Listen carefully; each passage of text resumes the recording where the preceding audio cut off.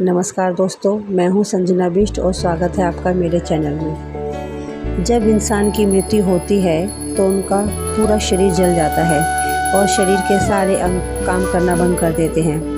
लेकिन जब भगवान श्री कृष्ण ने अपने शरीर को त्यागा था और उनका अंतिम संस्कार किया गया था तो उनके शरीर का एक अंग जीवित था। पुराणों के अनुसार भगवान श्री कृष्ण का एक अंग अभी भी जीवित है और उसे सुरक्षित रखा गया है। लेकिन कहाँ बताती हूँ, भगवान श्री कृष्ण का जब जन्म हुआ तो उनका मानव रूप था। जैसे हर मनुष्य की मृत्यु होती है तो उनकी मृत्यु भी निश्चित थी। कहा जाता है महाभारत के युद्ध के बाद जब भगवान श्री कृष्ण पांडवों के साथ मिलकर हस्तिनापुर गए तब माता गांधारी ने उन्हें श्राप दे दिया कि जैसे मेरे कुल का अंत हुआ है वैसे ही तुम्हारे वंश का भी अंत हो जाएगा। और ऐसा ही हुआ। महाभारत के 36 वर्ष के बाद द्वारका नगरी में अपशगुन होने शुरू हो गए और एक युद्ध में सभी यादव वंशी समाप्त हो गए। गांधारी का श्राप सत्य साबित हुआ।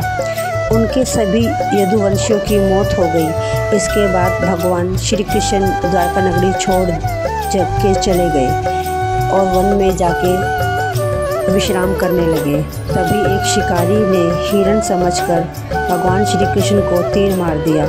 जब उसने देखा कि वह भगवान श्री कृष्ण है तब उन्होंने उनसे माफ़ी मांगी। तब श्री कृष्ण ने उन्हें समझाया कि यह कोई गलती नहीं, मेरी मृत्यु तुम्हारे हाथों में ही लिखी थी।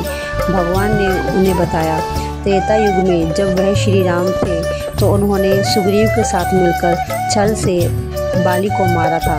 वह बाली कोई और नहीं तुम ही हो, इसलिए मेरी मृत्यु तुम्हारे हाथों में ही लिखी थी।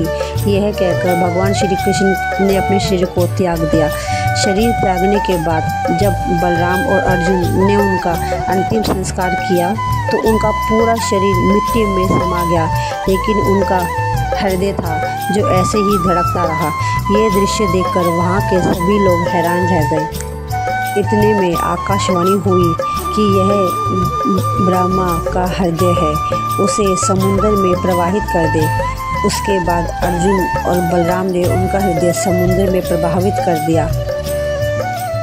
कहा जाता है भगवान श्री कृष्ण का मंदिर अभी भी पुरी के मंदिर में स्थित है।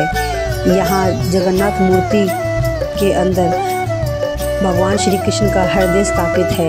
यह हृदय को यहाँ ब्रह्म पदार्थ भी कहते हैं। जगन्नाथ की मूर्ति का निर्माण नीम की लकड़ी से किया गया है और हर 12 साल बाद जब जगन्नाथ की मूर्ति बदली जाती है तो इस ब्रह्म पदार्थ को पुरानी मूर्ति से निकालकर नई मूर्ति में रख दिया जाता है। कहते हैं जब इस रस्म को हर 12 साल बाद किया जाता है तब पूरे शरीर की बिजली बंद कर दी जाती है। इसके बाद मूर्ति में से हृदय निकाल कर दूसरी मूर्ति में डालते हैं और जो यह काम करते हैं उनकी आंखों में पट्टी बनी होती है, क्योंकि मान्यता के अनुसार जो इस ब्रह्म पदार्थ को देख ले उसकी वहीं पे मौत हो जाती है। इस रस्म को करने वाले पुजारियों का मानना है कि जब वह इस हृदय को एक मूर्ति से दूसरी मूर्ति में बदलते हैं तो उस समय उस हृदय के धड़कने का एहसास होता है और जब वह हृदय को हाथों में पकड़ते हैं तो उसके धड़कने का एहसास भी होता है। वीडियो अच्छी लगी हो तो प्लीज़ लाइक और सब्सक्राइब करना ना भूलें। धन्यवाद।